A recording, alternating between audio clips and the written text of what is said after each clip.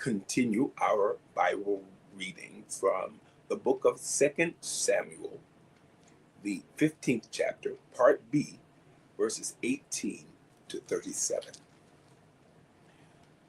And all his servants passed on beside him, and all the Kerethites, and all the Pelethites, and all the Gittites, 600 men which came after him from Gath, passed on before the king.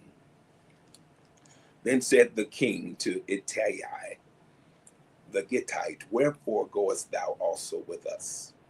Return to thy place, and abide with the king, for thou art a stranger, and also an exile.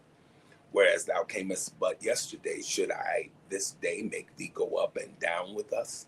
Seeing I go whither I may, return thou, and take back thy brethren. Mercy and truth be with thee.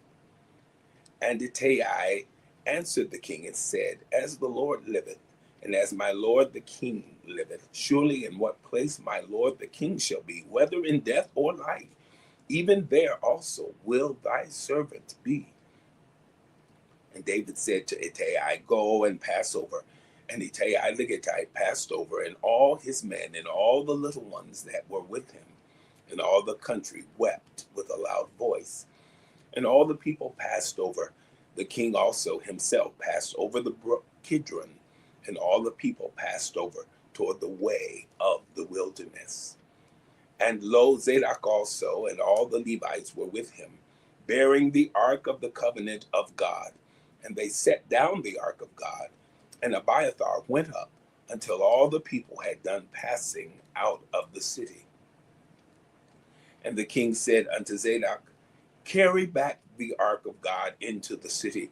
If I shall find favor in the eyes of the Lord, he will bring me again, and show me both it and his habitation. But if he thus say, I have no delight in thee, behold, here am I. Let him do to me as seemeth good unto him. Then the king said also unto Zadok the priest, Art not thou a seer? Return into the city in peace, and your 2 sons with you, Ahimaaz thy son, and Jonathan the son of Abiathar. See, I will tarry in the plain of the wilderness until there come word from you to certify me. Zadok therefore and Abiathar carried the ark of God again to Jerusalem, and they tarried there.